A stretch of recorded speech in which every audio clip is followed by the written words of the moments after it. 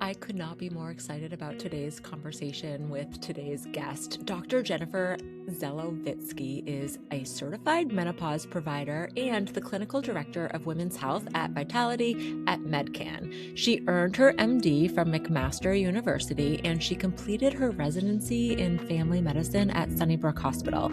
She has held staff positions at the Immigrant Women's Healthcare Center in Toronto and at Sunnybrook Health Sciences Center, where she co-founded a survivorship clinic for young gynecological cancer patients.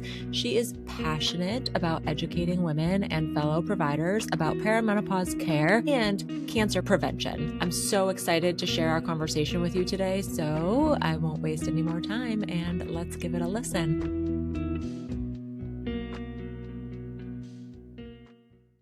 Welcome, Dr. Zelovitzky. I've already given my audience a little bit of an intro about you, but why don't you tell us who you are and what you do, and welcome.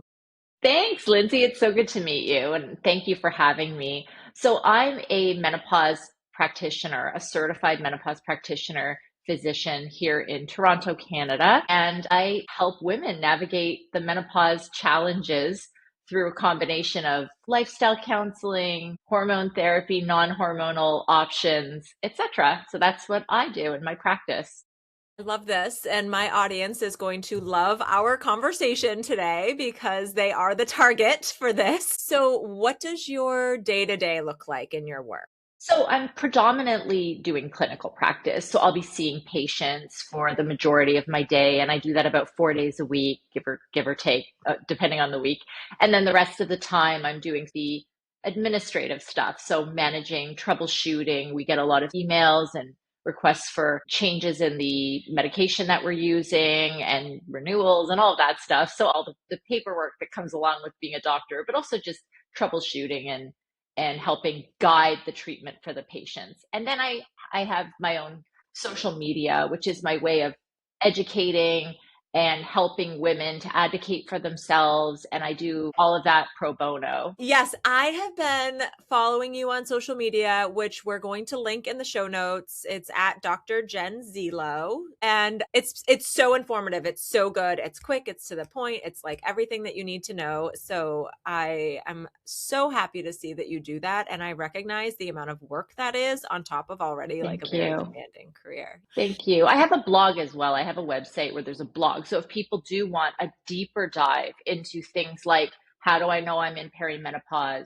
What about hormone therapy? What are my options? That's drjenzello.ca. So what drew you to this area of medicine? That's a great question. So I actually trained in family medicine, which, is great. It's very broad, but I was always really drawn to the women's health aspect of it. So I did have a side gig at an immigrant women's health center where I would help with contraception. I would do IUDs. I would do testing for hepatitis and HIV and all of those things that women could just come and drop in, even if they didn't have a health card, even if they were new to the country. And that really opened my eyes to just how awesome it is to provide that support for women who are really vulnerable, right? And it can be scary to make those decisions around your contraception or around navigating sexually transmitted infections. And I then went on and worked at a hospital called Sunnybrook here in Toronto. And I helped start up a survivorship clinic for young women who had survived gynecological cancer. So cervical, ovarian, uterine cancers. And a big part of my role there was providing these young women with menopause therapy because I had, 30-year-olds who were in menopause because they had to have their ovaries removed. And so I really learned on my feet and I became certified in menopause care through that process. And ultimately, after COVID, that clinic transitioned over to being run by the students there. It was an honor to help establish it and arrange the protocols and stuff. And now I work for a private clinic in Toronto called Medcan, where I offer full scope menopause care to women. You don't have to be a Medcan client, but anyone's welcome to come and join us for my program. And we have a 6-month holistic program. So this is for someone who's looking for something that encompasses the nutrition, maybe some of the strength training, skincare, all of that stuff, because that's really what we offer. It's beyond the prescription. That's amazing. And those are the things that I think in general, like, so I'm in the United States, you're in Canada, but I think we probably have a lot of the same issues within women's healthcare. What you're describing is really accessibility. And to your first role working with immigrant women to what you're doing now, it's not something that is highly accessible to people. No, and one thing about menopause care that people often misunderstand is that in Canada, it's not covered by our Ministry of Health, right? It's kind of similar to this to the US, right? Like a lot of the US is your insurance may cover things, but otherwise you're paying out of pocket. Well, menopause care in Canada is just like that.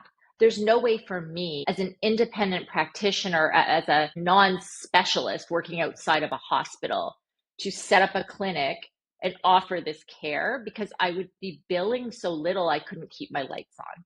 And so that's a really hard thing for people to understand, right? But as much as I want to be altruistic and be like, I'm just doing this to help people, at the end of the day, like I have to earn a living and keep the place running and hire a secretary and pay for the equipment, etc. So it's really hard. And I did try. I tried every which way to do it.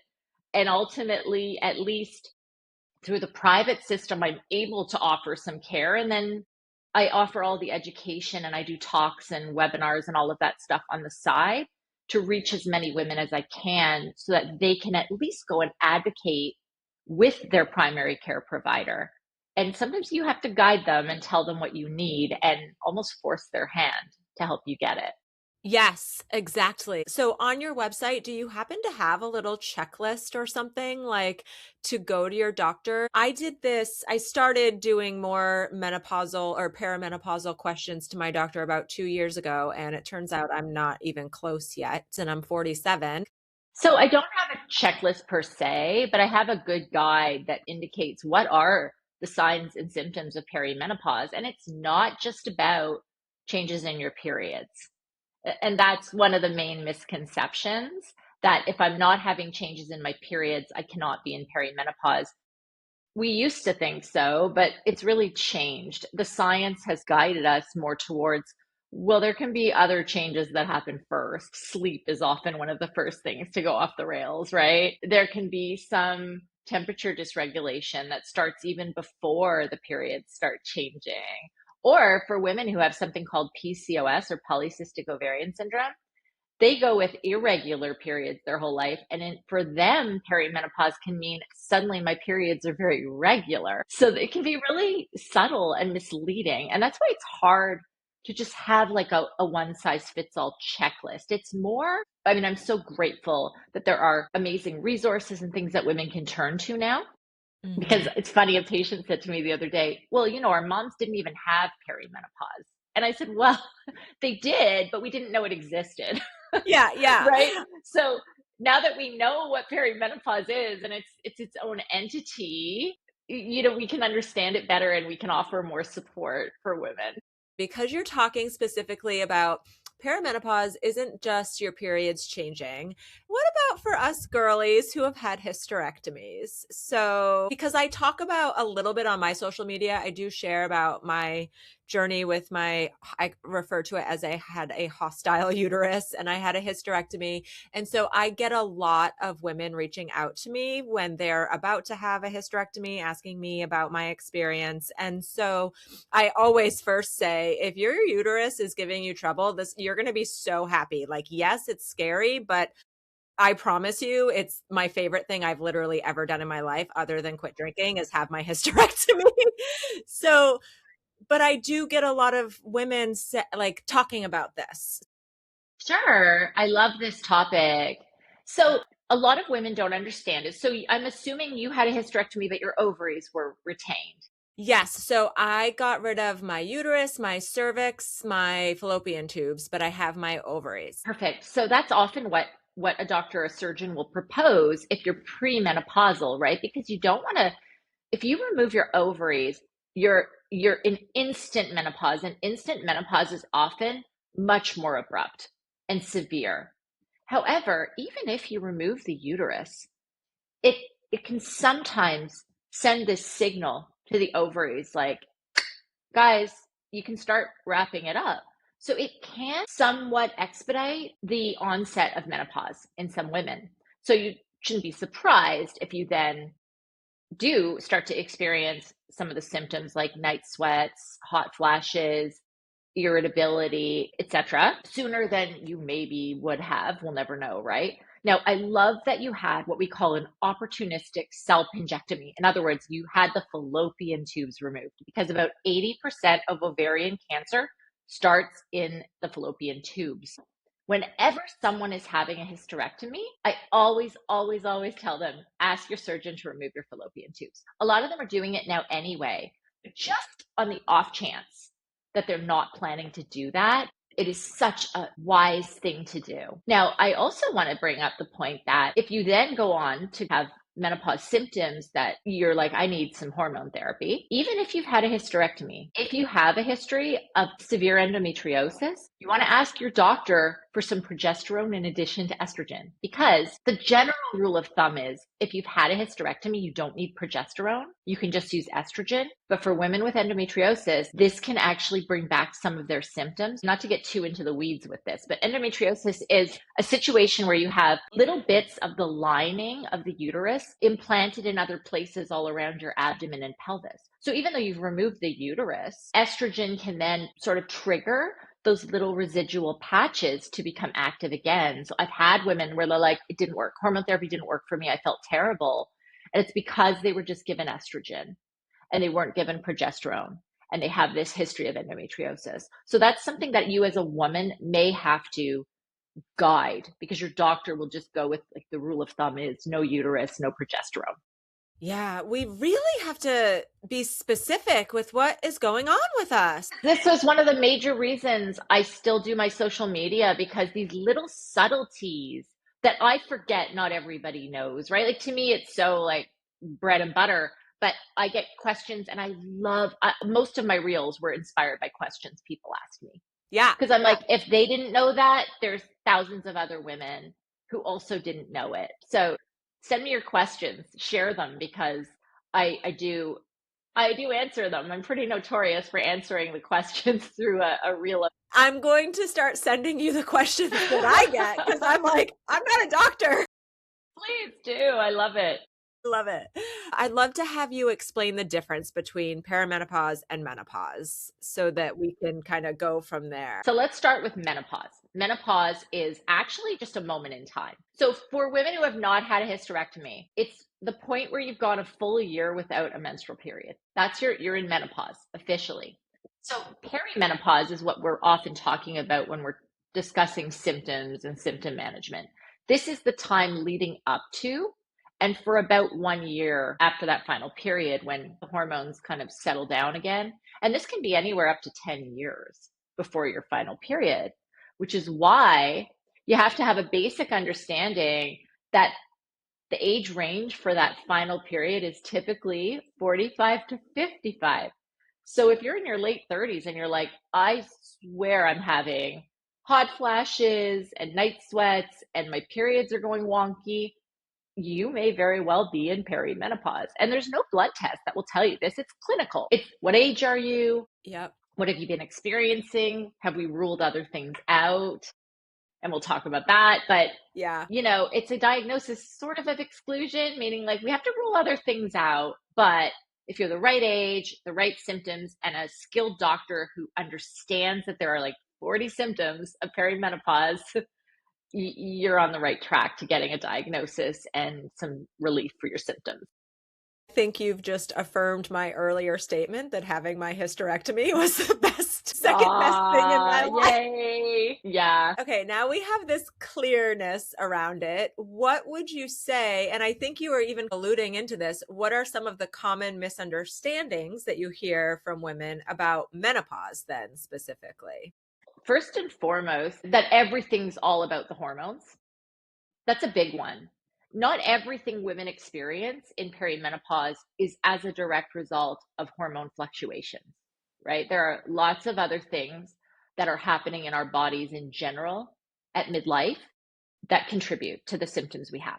So it's not just about hormones, and hormones don't fix everything. The second is that you have to wait until you're firmly in menopause to start some form of treatment. That's a huge one. So women who are on HRT, they are officially in menopause then? Or is Not that? necessarily. Oh, We okay. can start hormone therapy in perimenopause. Okay. We often do. There's no need to wait. The symptoms don't wait. So why should the relief from the Fair. symptoms, right? Fair. And the third one is that hormone therapy is dangerous. Right. People are afraid of it.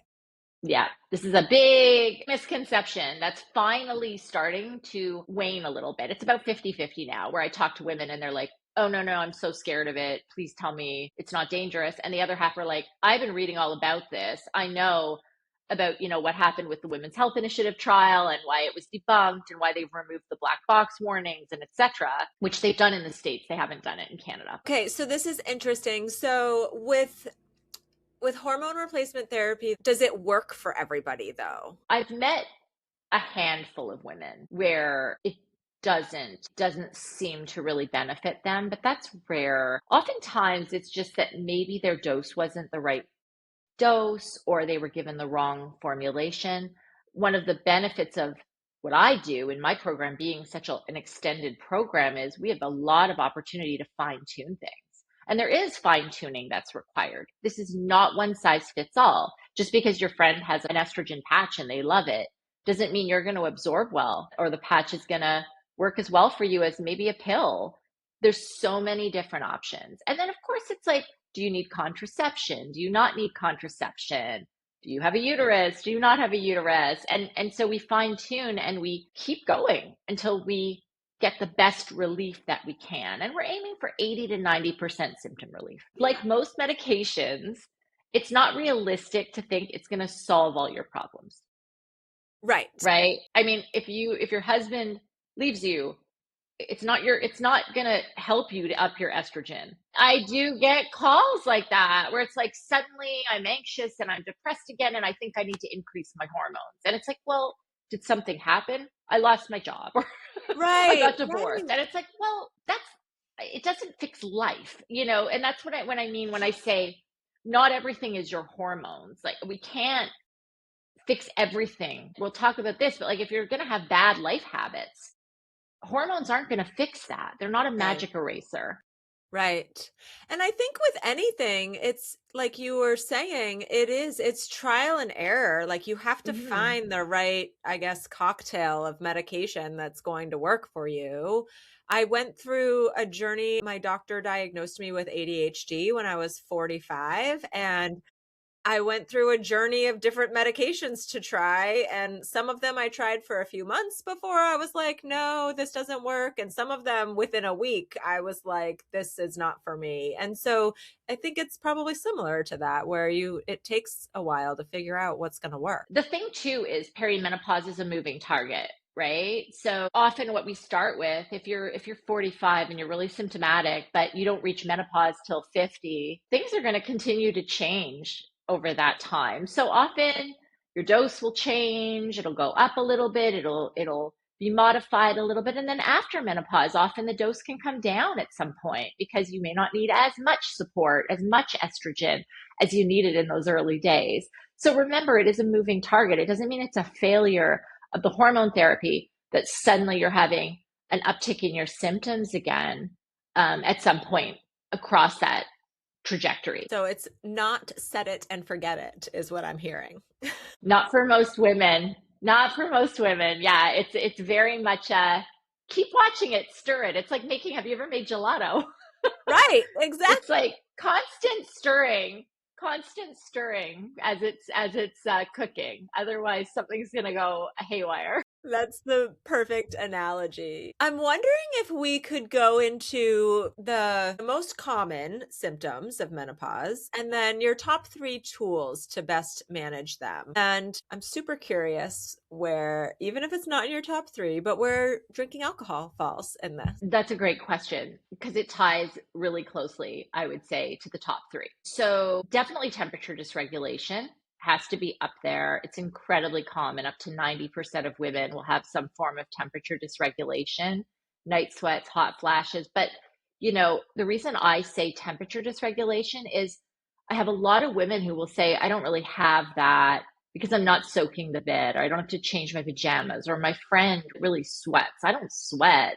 I just have to sleep naked in a cold room with the window open and throw the covers off every night 5 times. But I don't have any hot sweats or whatever. And I'm like, you do have temperature dysregulation. This is your brain saying, we've been thrown into a fire. Something terrible's happening to us, right? And number two is sleep. Sleep disruption is is huge. And the third is a tie between irritability or mood changes and weight redistribution or weight Yeah. gain. And I couldn't decide between the two. So I'll say it's a tie for third because those are really the things that are almost universal among my patients that I see. And then in terms of where alcohol fits in, it fits into all of them. I'm sure your viewers are very well aware of the fact that alcohol is a depressant. Hmm. So we're already very vulnerable to mood changes and irritability and depression and anxiety at this phase of our lives. Alcohol, it's an amplifier Yeah. of things that are already happening in our body. And so at no time more so than perimenopause does this come into play. So it's associated with not only less REM sleep, less high quality sleep, but more frequent wakefulness in the second half of the night. So if you're already prone to waking up at 2 in the morning or waking up 5 times a night, it's going to amplify that. And then when it comes to hot flashes, makes them worse. It intensifies them. And finally, with weight gain, weight redistribution, it's really empty calories, right? So those empty calories that then make you crave carbohydrates, you're already really vulnerable to craving carbohydrates and fats when you're chronically exhausted and irritable because your brain's like, give me glucose, give me a quick hit. I need to stay awake. I need to stay alert. And if you're not sleeping and you're irritable and you're not moving your body, all of these things are just going to be amplified. So alcohol really just pours gasoline on a fire that's already going. Right, right. And we will blame 10 other things on how we feel before we blame alcohol for having any cause and effect on those things because we work really hard to try to keep alcohol in our lives when we've been conditioned to think it belongs there. And so women often around the 2 to 3 week mark of having alcohol out of their systems, that's when they report to me like, oh my gosh, I can't believe how good I feel. Like, I can no longer ignore that it was the alcohol that was contributing. And it's not like a magic button that makes everything better, but your symptoms will calm down across the board for so many different areas of your health and wellness when alcohol is out of the picture. So I'm really glad that you said that. It's true. And so I guess you asked what are the remedies? Well, Yeah. we have to get to the root of the issue. For some women, it's as simple as cutting out alcohol and their symptoms resolve. For others, it's more tricky. They might need a combination of things. There's hormonal, there's non hormonal therapy. There are lifestyle modifications that we can do. Exercise is such an important one. Diet can contribute. The things you're eating and the way you're eating them can really contribute. We need to start eating for fuel rather than just empty calories for energy. And I would say there's newer medications that are really promising that are non hormonal that can be beneficial for women who can't or don't want hormones, which is really exciting. There are some supplements that can be helpful. I don't want to dive too much into that. I'm not talking about, sort of proprietary menopause supplements. There's no evidence for those, but making sure your vitamin D and your B vitamins are where you want them. Making sure if you're iron deficient, that you're replacing your iron. Those are the things I'm talking about that are actually beneficial. And magnesium can be really wonderful as a sleep aid. We need more magnesium when we go through the menopause transition. And sometimes I just replace magnesium with women and it improves not only their sleep, but if they tend to be constipated, it can be useful for that as well. That's so good. So, and again, these are all things that women should be getting their levels checked for in their like annual labs. Totally. You want to know your cardiovascular status. You want to know your cholesterol because that can trend up with perimenopause. You want to know your bone density status. You want to make sure you're not at risk of early osteoporosis. You want to make sure your vitamin D is at target because, again, that helps maintain your bone density. And then you want to make sure your iron, your ferritin is at target, especially if you're going through some heavier frequent periods. And things like your thyroid. A lot of symptoms of thyroid being underactive or overactive can mimic the symptoms of perimenopause. So those are the things that should all be in your blood sugar, of course, should all be in your standard panel to make sure that you're optimizing your health at midlife. It's not complicated at all. The good news is you don't need a menopause specialist to do these things. These are things every family doctor can and should be offering women at midlife to make sure that they are in their best health going forward into menopause. Yes, exactly. And if you are not talking to your doctor about this, then it is also up to you to bring it up if they're not bringing it up. Look, doctors are incredibly busy and overworked. There's no doubt about it. You have to be the VIP of your own healthcare. You have to be the one to say, am I up to date with my cancer screening? Have I had all of the tests that I need to know that I'm in good standing from a cardiovascular standpoint? What is my blood pressure? Right. Am I at risk of anything? Does that doctor understand my family history? Do I qualify for maybe an early colonoscopy? Should I be having mammograms annually if my breasts are dense? Or is every 2 years enough? There are so many things that you think your doctor's tracking. They're not tracking it. You have to be on top of your own healthcare. It's so true. Oh my gosh. Everything you're saying is triggering something in my brain that we could talk about for the entire day, from breast density to I know, sorry, D. I can't help it. It's okay. It's like touching on everything, but the more points, some point for some woman out there will trigger them to go and get it checked. And so I've learned that everything can potentially save a life or extend a life or improve a life. It's so true. We are such complex beings. So, okay, let's go back into one of your areas. You have a blog post on your website, and there were some interesting statistics on there. And this is a big area for the women that I work with, and it's around sleep. And so there's this major shift in sleep before, during, and after menopause. And you referenced Dr. Lisa Moscan's book, The Menopause Brain, and we can link all of these things in here. But I can imagine that women are finding themselves exhausted and looking for something to help them shut off their brains. This is a big piece of the work that I do with women, and they do that right now with alcohol. So, what are some of the misconceptions around alcohol and sleep?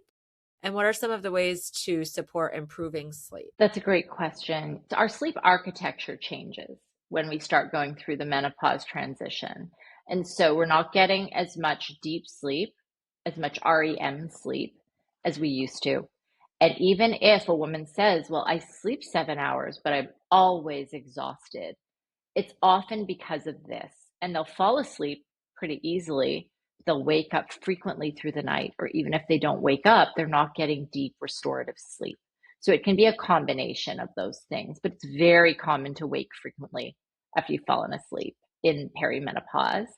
And alcohol plays a role in that. And oftentimes women feel like it helps them fall asleep. It helps relax them. It takes the edge off. They kind of forget their day, and it's become this ritual of part of the kind of winding down routine. But here's the problem. The enzyme that our liver makes, alcohol dehydrogenase, which metabolizes alcohol, it starts getting lazy when we're in our 40s. And it cannot metabolize that same load of alcohol as quickly or easily as it used to. So remember when we're in university, you go out, you have 3 drinks, you're asleep, you're out like a light. Don't press pause, just you're out and you sleep all night. Well, that's because you're able to metabolize that alcohol relatively quickly. I'm not saying that's a good idea. If my kids are listening, don't go do that. They're in university. But fast forward to your 40s and 50s, and you've had maybe 2 glasses of wine with dinner, and then you go to bed, you're still metabolizing that alcohol. And your liver's trying to metabolize it all night, which means the furnace is running, which means you're not able to get into a restorative sleep. Yeah. Furthermore, it's a massive load of carbohydrate. And eventually, you're not able to metabolize those carbohydrates efficiently. So it just gets stored. It gets stored as fat in your liver, in your abdomen. And this can contribute a lot to that buildup of the visceral fat that we see at midlife. Yes. And it does disrupt the sleep. It's not sleep friendly, even though it feels like it is. And I would put cannabis in this same category. THC does the same thing. It gives you this artificial sense that it's helping you sleep, but it's actually leading to more fragmented and shallow sleep. Right. So it's worse quality. That's the thing. It makes you pass out, not fall asleep. Totally. And Totally.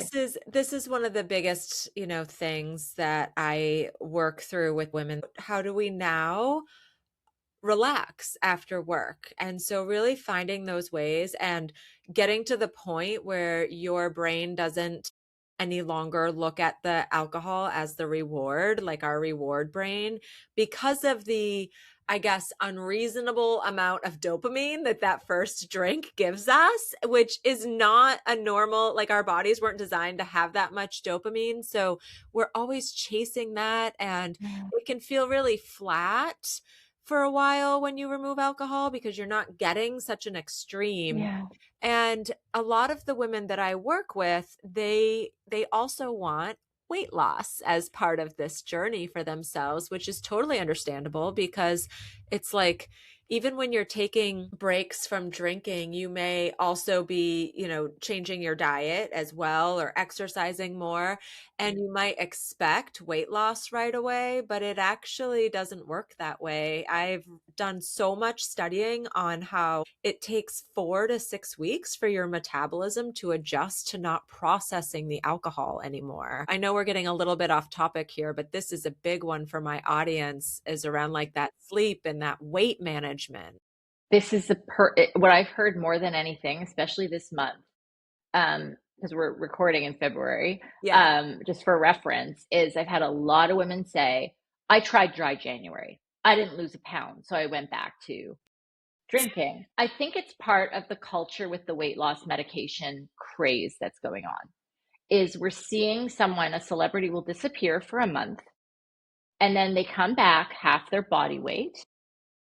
And we're being conditioned to think that that is how weight loss is supposed to look. That is Right. not how weight loss is supposed to look. It is supposed to be sustained and gradual. And I'll say to patients, like, what's the point of dry January if the rest of the year is a shower? Yeah.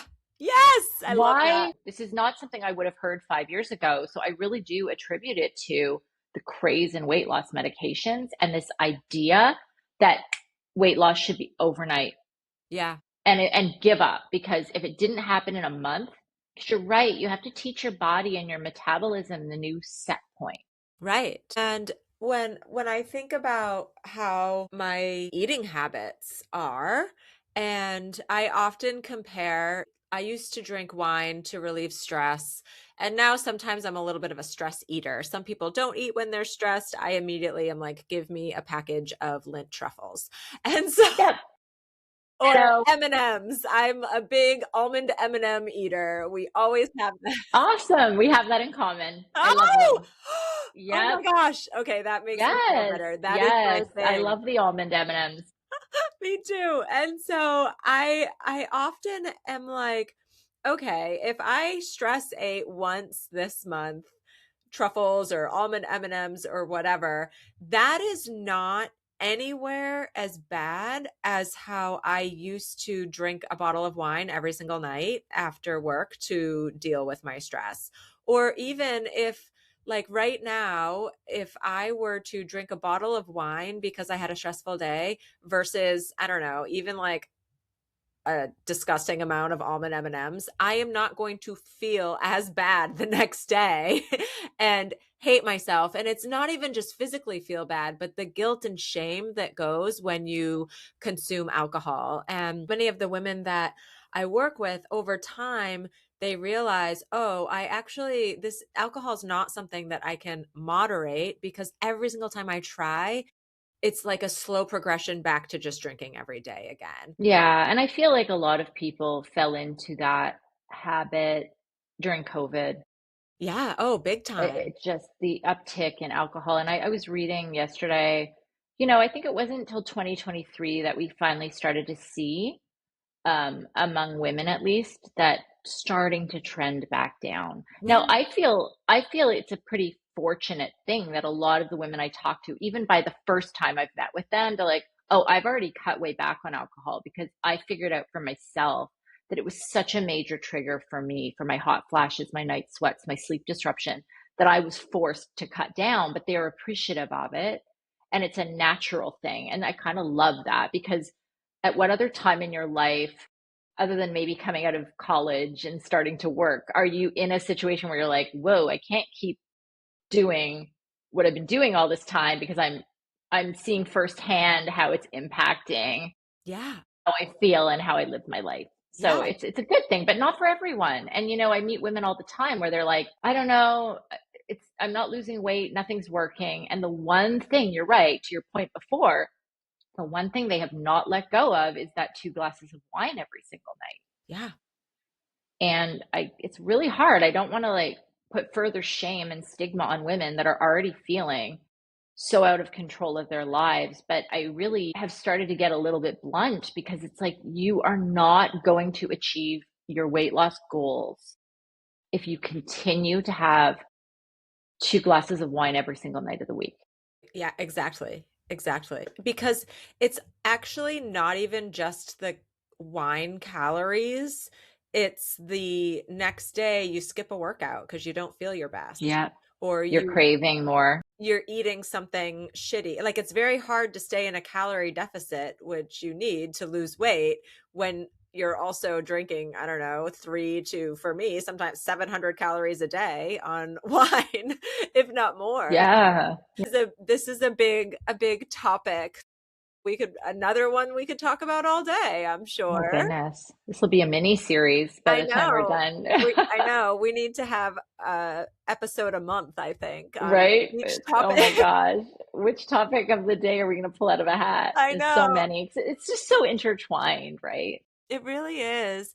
I want to look at some of the other symptoms that we talked about earlier and how alcohol impacts them. So we've talked about weight gain, mood swings and irritability a little bit, but I want to hear a little more about bone density, because this is a thing that we're told we need to start lifting heavier weights now, and wear weighted vests, whatever the trends are. I kind of roll my eyes. I Yeah. have The rules, one, but yeah, I'm not big on all the rules and should not. There's not a lot of evidence around weighted vests. However, if that motivates you to go and put it on and go for a walk or go with your friends, I'm all for it, because my only rule is move your body every day. yes. That's my only rule. And sorry, I lied. My other rule is do something that makes you stronger. Yeah. Okay. It can't Yeah. just be cardio, and it can't just be strength. I think there's like an all or nothing mentality. I'm meeting women who I heard strength training was good, so I just do strength training. And I'm like, no, like for your brain and your heart and your mood, you need that you need to get your heart rate up. You need to be moving, you need cardio, but you also need strength training. And where alcohol ties in with bone density is that higher alcohol, especially 3 or more units of alcohol a day, is associated with increased risk of osteoporosis, which means your bones have lots of holes in them, Right. and they're brittle and they're more prone to fracture. What lower amounts of alcohol do is a little bit less clear, Mm. um, because everybody's different in terms of their genetic makeup. It's possible, if you have a strong family history of osteoporosis, it would take less alcohol to pull that trigger. Sure. But perimenopause and that loss of estrogen is a huge risk factor for osteoporosis. Together, it's going to intensify that risk. Right, right. And so the other thing that you just triggered in my mind was around cancer, and drugs for cancer cause Mhm. bone density issues. And so these are just all, it's all connected. Yeah, sometimes the treatment for cancer is to suppress the hormones. And when you suppress the hormones, of course, you have to be really cautious of of stimulating or promoting the development of osteoporosis as well. And the thing with osteoporosis is it's hip fractures and spine fractures that we really fear. Yes. Most people think, what's the big deal, a hip fracture? If you're an elderly woman and you fracture your hip, you have a 50% chance of never walking independently again. You have a 25% chance of never living independently again, and a 25% chance you'll be dead within a year. Oh my gosh. The downstream consequences of that hip fracture are tremendous. They have and anyone who's had an elderly parent who's gone through that will know this is nothing to joke about, and it is a major cause of morbidity and mortality for women, and we don't want to end up in a nursing home. We know now what we need to do. Now, exercise, strength training, and exercise where your feet are leaving the floor and landing back on the floor does have a modest effect on bone density. It's Okay. not going to completely prevent it, but it does have a modest effect on it. And that's one of the things I talk about in my blog. Is the impact that has on your bone density. So it is an important thing, and we often ignore it. I don't know what in the States when you start screening, but here in Canada, it's not until you're 65 that most women get their first bone density scan. Now, at my clinic, we start at 50, because I always find women who are 50 that already have some loss of bone density. I'm one of them. I discovered I had low bone mass, um, and I'm on hormone therapy, right? So Yeah. uh, it doesn't wait. It's another thing. It doesn't wait till menopause to start. It starts before that. So we have to know about it. But because I know I have low bone mass, I can do so much more to prevent myself from developing osteoporosis and fracturing my hip one day. So I take my training, I take my strength training and my cardio and my vitamin D very, very seriously, Yes. because I know that I have that risk. But if I waited another 15 years to have my first scan, the chances that I would have already had osteoporosis would have been very high. So this is the primary, this is like proactiveness. Yeah. And a bone density scan is such a low amount of radiation. It's less than a typical x-ray. So for anyone who's thinking about it, we're even lucky because we even have these private clinics now that can give you a DEXA scan. So even if your doctor's like, I'm not sending you for a bone density scan, well, go get one.